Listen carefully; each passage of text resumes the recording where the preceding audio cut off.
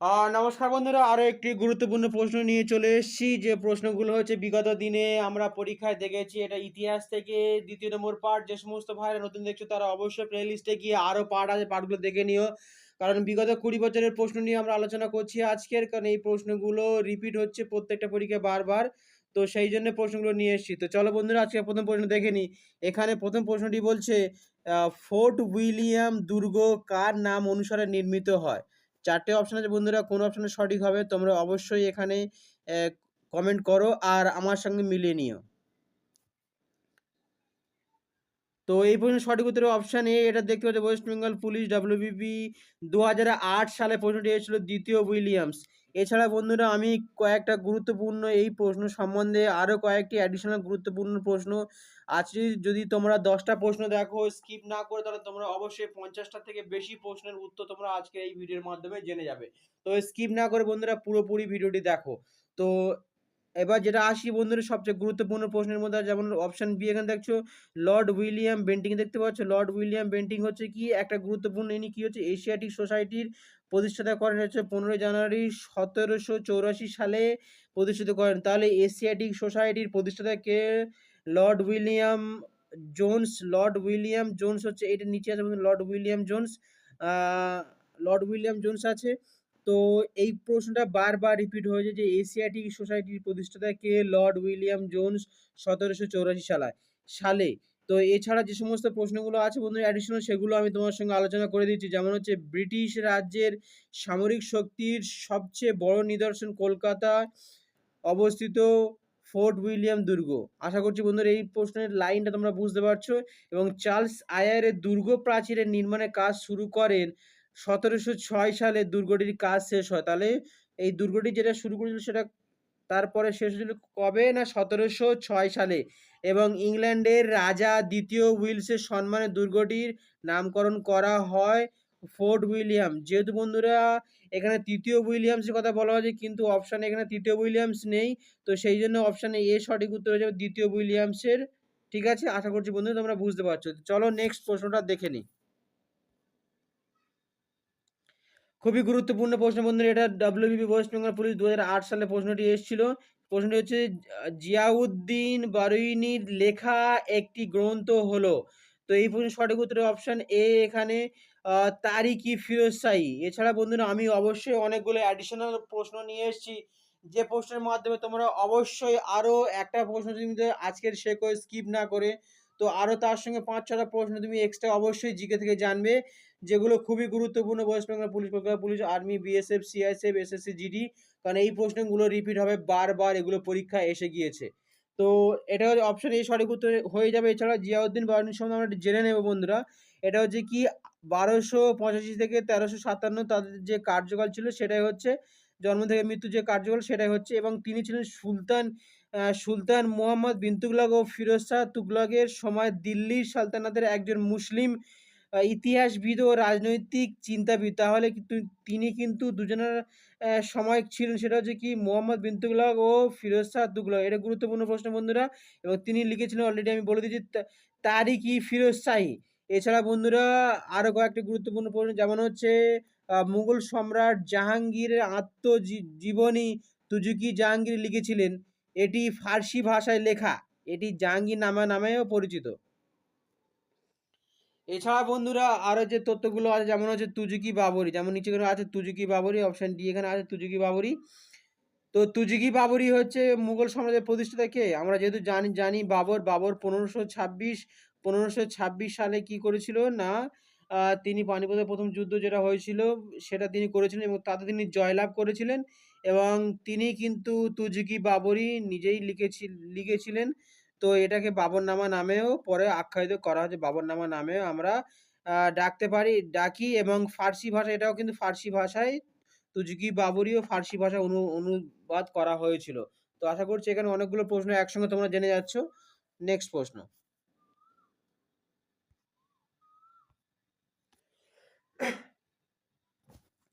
তো এরপরে যে প্রশ্নটি আছে বন্ধুরা, ভারতীয় মার্গ সঙ্গীতের খেয়াল গানের পথিকৃৎ কে? একটা ভেরি ইম্পর্টেন্ট প্রশ্ন বন্ধুরা। এই প্রশ্নটা বারবার আমরা দেখতে পাই, আমির খুসরো সম্বন্ধে এই প্রশ্নটি। তো এইটা হচ্ছে ওয়েস্ট বেঙ্গল পুলিশ 2008 বা আরও এছাড়া অন্যান্য বছরে অবশ্যই প্রশ্নটি এসছে। ঠিক আছে? তো এই প্রশ্নের সঠিক উত্তর হয়ে যাবে অপশন সি এখানে আমির খুরশু। এছাড়া আমির খুরশু সম্বন্ধে অনেকগুলো প্রশ্ন আছে, সেই প্রশ্নগুলো তোমার সামনে আলোচনা করছি। যেমন হচ্ছে আ না সিফির, এটা হচ্ছে কি বই লিখেছিলেন কি আমির খুরশু। এটা হচ্ছে তুগলকনামা কে লিখেছিলেন আমির খুরশু। না খানাইন উল ফুতু আমির খুরশু। আর এছাড়াও অলরেডি আমি তোমার তারিখ-ই ফিরোজ শাহ অলরেডি আমি বলে দিয়েছি। ঠিক আছে? জিয়াউদ্দিন বারনী। এছাড়া আমির খুরশি সম্বন্ধে যে প্রশ্নটি আছে বন্ধুরা, আমির খুরশি হলো একজন কি ত্রয়োদশ শতাব্দী ভারতবর্ষে একজন মুসলিম সুফি সঙ্গীত কবি ও পণ্ডিত ব্যক্তি ছিলেন। কাওয়ালি ঘরানা নির্মাণের জন্য তাকে কাওয়ালি পিতা বলা হতো। খুবই গুরুত্বপূর্ণ বন্ধু, কাওয়ালি পিতা কাকে বলা হতো না, এটা হচ্ছে আমির খুরশি। এছাড়া হচ্ছে সুফি সান্ত নিজামুদ্দিন আউলিয়ার অনুগামী হয়ে পড়েন এবং গানের দুই বিশেষ ঘরানা তারানা এবং কাওয়াল যা গানের প্রচলিত। তো আশা করছি এছাড়া আরো গুরুত্বপূর্ণ প্রশ্ন হচ্ছে আছে বন্ধুরা, এটা হচ্ছে না আলাউদ্দিন খিলজি কবিতার আলাউদ্দিন খিলজির সময় তিনি কিন্তু না আমির খুরশি কিন্তু তখনই ছিল। এছাড়া আরো দু তিনজনের একসঙ্গে তিনি কি হচ্ছে পৃষ্ঠপোষকতা তিনি কাজ করেছিলেন। ঠিক আছে, নেক্সট প্রশ্ন।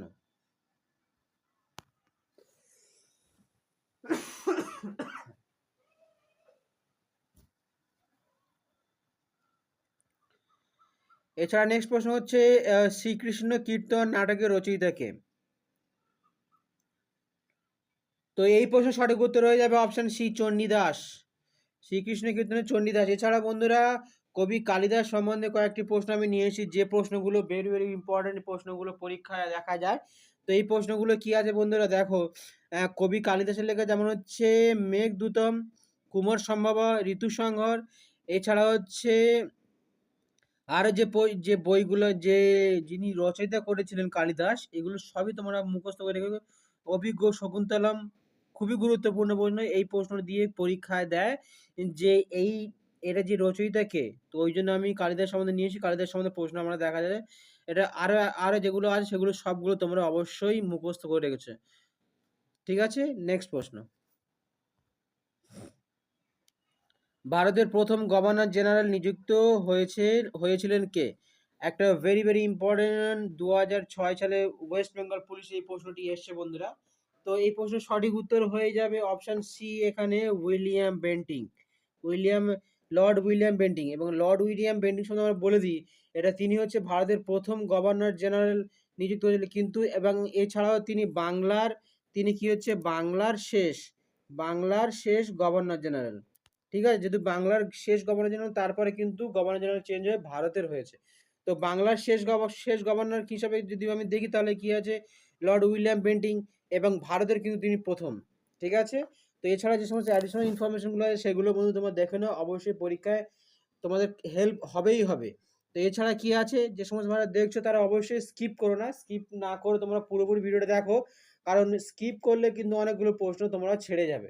ঠিক আছে, একটা প্রশ্ন শুধু না, একটা প্রশ্নের সঙ্গে আমি আরও 6টা-8টা প্রশ্ন একসঙ্গে অ্যাড করে দিই, যাতে তোমরা জিকে সম্বন্ধে যে নলেজ আছে সেটাকে আরও দিন বা দিন এগিয়ে নিয়ে যেতে পারো। এছাড়া অল ডিফেন্স একাডেমি থেকে থাকা খাওয়ার ব্যবস্থা আছে, আবাসিকের ব্যবস্থা আছে, ছেলে মেয়েদের বিভিন্ন পৃথক পৃথকভাবে ক্লাস করানো হচ্ছে বন্ধু। এটা কলকাতার মধ্যে অবস্থিত। যারা আসতে চাও অবশ্যই কন্ট্যাক্ট নাম্বার দেওয়া আছে, তারা অবশ্যই কল করতে পারো। তো চলো লর্ড উইলিয়াম বেন্টিং সম্বন্ধে আরও কিছু তথ্য দেখে নিই। তো লর্ড উইলিয়াম বেন্টিং কি হচ্ছে, তিনি কিন্তু 1829 সালে সতীদাহ প্রথা বাতিল করে একটি আইন পাশ করেন। একটা গুরুত্বপূর্ণ প্রশ্ন বন্ধুরা, সতীদাহ প্রথা যেটা হচ্ছে 1829 সালে বাতিল করেছেন কে? Lord William Bentinck. ঠিক আছে, তিনি 1828 থেকে 1835 সাল পর্যন্ত ভারতের গভর্নর জেনারেল হিসেবে দায়িত্ব পালন। তাহলে ভারতের গভর্নর জেনারেল হিসেবে 1828 থেকে 1835, এবং সতীদাহ প্রথা তিনি এত সালে 1829 সালে তিনি কিন্তু রদ করেছিলেন। তিনি ভারতের উল্লেখযোগ্য সামাজিক ও শিক্ষাগত সংস্কারের জন্য কৃতিত্ব পেয়েছেন, যার মধ্যে হচ্ছে সতীদাহ প্রথা, কন্যা শিশু হত্যা দমন এবং মানব বলিদান। তার আমলে 1833 সালে সনদ আইন পাশ করে। গুরুত্বপূর্ণ ভেরি ভেরি ইম্পর্টেন্ট বন্ধুরা, কার আমলে না লর্ড উইলিয়াম বেন্টিং এর আমলে 1833 সালে কি সনদ আইন পাশ হয়। এছাড়া আরো কয়েকটি প্রশ্ন আমরা নিয়ে এসেছি, যেমন হচ্ছে রবার্ট ক্লাইভ, এখানে প্রশ্ন অপশন এর মধ্যে আছে। তো রবার্ট ক্লাইভ যিনি ভারতবর্ষে ব্রিটিশ আধিপত্য প্রতিষ্ঠাতা অন্যতম প্রতিষ্ঠাতা ছিলেন, তিনি 1743 সালে ভারতে আসেন। তাহলে ব্রিটিশ যে স্থাপনতা করেছিলেন, তো রবার্ট ক্লাইভের হাত ধরে কিন্তু ভারতের সাম্রাজ্য যারা স্থাপন করেছিলেন কিন্তু ওনার হাত ধরেই শুরু হয়েছিল। তো এটা কিন্তু 1743 সালেই কিন্তু উনি ভারতে এসেছিলেন এবং ওনার হাত ধরে ব্রিটিশরা যে ভারতকে শাসন শুরু করেছিল সেইটা সম্পূর্ণতা পেয়েছিলেন। তো রবার্ট ক্লাইভ ছিলেন কোম্পানি শাসনের সময় বাংলার প্রথম গভর্নর জেনারেল। বাংলার প্রথম গভর্নর অলরেডি আমরা বলে দিয়েছি, বাংলার শেষ গভর্নর জেনারেল। তো বাংলার প্রথম গভর্নর জেনারেল ছিলেন তিনি 1757 সালে মুর্শিদাবাদের নবাবকে হত্যা, পরে 1758 সালে সেখানকার দায়িত্ব গ্রহণ করেছিলেন। রবার্ট ক্লাইভ 1765 সালে দ্বৈত শাসন চালু করেছিলেন। একটা গুরুত্বপূর্ণ প্রশ্ন বন্ধুরা, রবার্ট ক্লাইভ দ্বৈত শাসন প্রশাসন বা প্রচলন করেছিলেন কোন সালে? সেটা হচ্ছে 1765 সালে। এটা সাল এবং দ্বৈত প্রশাসন দুটোই তোমরা কিন্তু মনে রেখে দিও। ঠিক আছে, আশা করছি এখান থেকে তো প্রশ্ন আসার সম্ভাবনা অনেকটা বেশি। তো নেক্সট প্রশ্ন বন্ধুরা,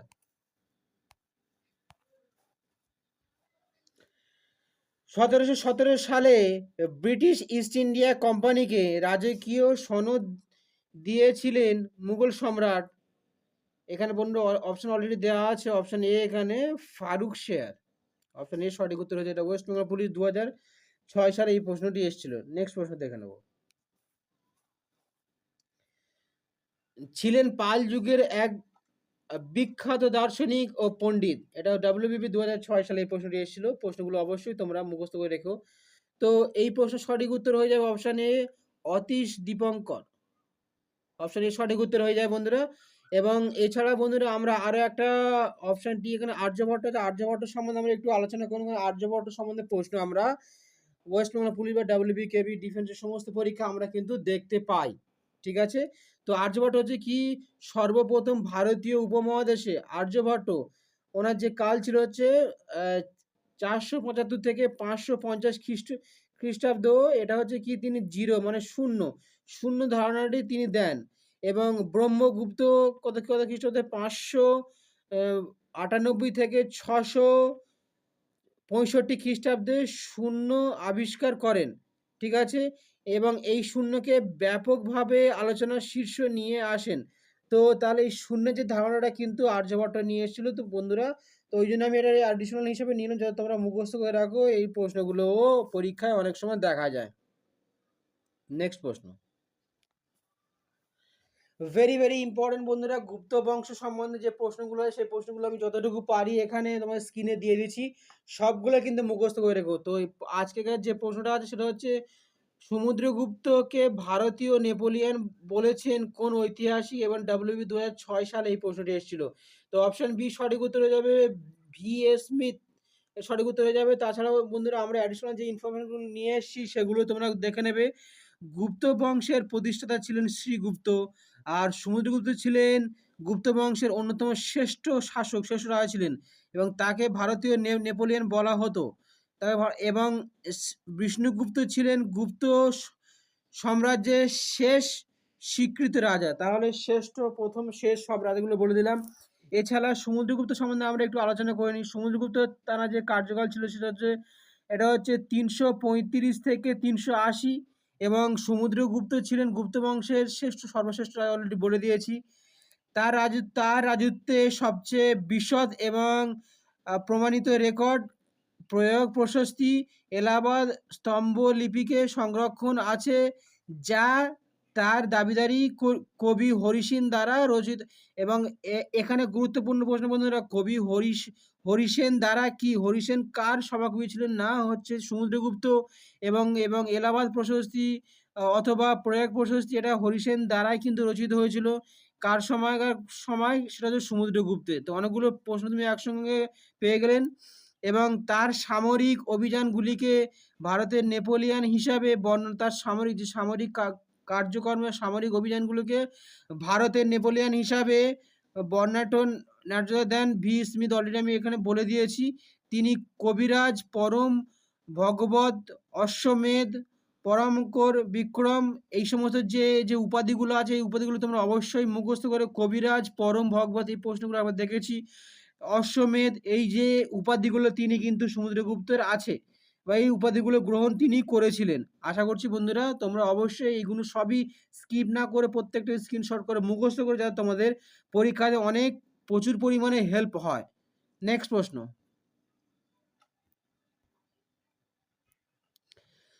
তো গীত গোবিন্দ গ্রন্থের রচয়িতাকে ডাব্লিউবি 2006 সালে এই প্রশ্নটি এসেছিল ইতিহাস থেকে। এই প্রশ্নটি ভেরি ইম্পর্টেন্ট বন্ধুরা, এই প্রশ্নটি বারবার দেখা যায়।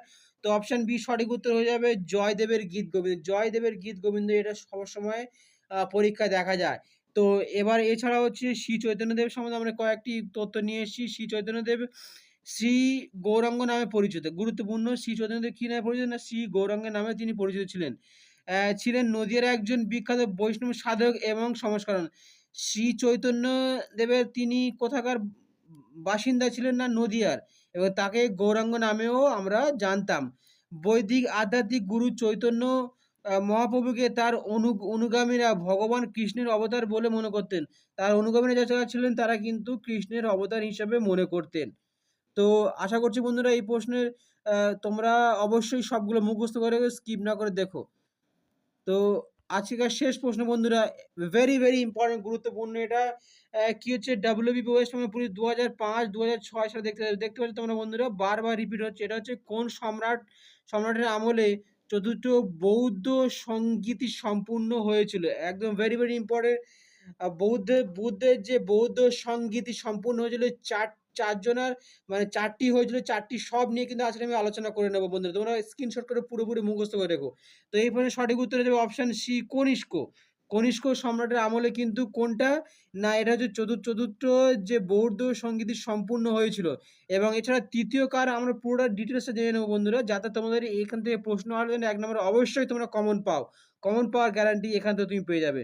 তো প্রথম যেটা হয়েছিল কি, সভাপতি কে ছিল মহাকাশ্যপ, এবং স্থানটাও মুখস্থ রাখতে হবে রাজগৃহে। রাজগৃহে। আর হচ্ছে অজাতশত্রু। দ্বিতীয়টা কি হচ্ছে সাবাকামী এবং বৈশালী, যে স্থান ছিল বৈশালী। প্রথমটা রাজগৃহ, পরেরটা বৈশালী। আর যে যে সম্রাট ছিলেন বা আয়োজক ছিলেন সে হচ্ছে কালাশোক। এবং তৃতীয়টা ভেরি গুরুত্বপূর্ণ ইম্পর্টেন্ট বন্ধুরা, সভাপতি কে ছিলেন মোগলিপুত্র তিস্য, এবং এটা হচ্ছে পাটলিপুত্র। অশোকের কি মোগলিপুত্র, তিস্য, পাটলিপুত্র, এবং অশোক কি ছিল না তৃতীয়র মধ্যে। তৃতীয় যে বৌদ্ধ সংগঠিত ছিলেন তিনি কিন্তু সম্রাট ছিলেন। এবং চতুর্থ যেটা আজকেকার প্রশ্ন ছিল বন্ধু, সেটা হচ্ছে কি বসু মিত্র ছিল সভাপতি, এবং এটা কোন জায়গায় হয়েছিল? কাশ্মীরে। এবং কে সম্রাট ছিলেন বা কে আয়োজক ছিলেন? সেটা হচ্ছে কনিষ্ক। কনিষ্ক। ঠিক আছে, আশা করছি বন্ধুরা তোমরা এই প্রশ্নের সঠিক উত্তর পেয়ে গেছো। তো জয় হিন্দ বন্ধুরা, যদি ভালো লাগে শেয়ার সাবস্ক্রাইব করে দিও। নেক্সট ভিডিও দেখা হচ্ছে। আর তোমাদের ভালোবাসা অবশ্যই দরকার, কারণ আমাদের অল ডিফেন্স একাডেমিতে থাকা খাওয়ার ব্যবস্থা আছে। এখানে সবার জন্য পড়াশোনার আয়োজন করা হয়েছে কলকাতার মধ্যে অবস্থিত ছেলে মেয়ে উভয়ের জন্য। থ্যাংক ইউ সো মাচ বন্ধুরা, নেক্সট ভিডিও দেখা হচ্ছে। জয় হিন্দ, বন্দে মাতারম।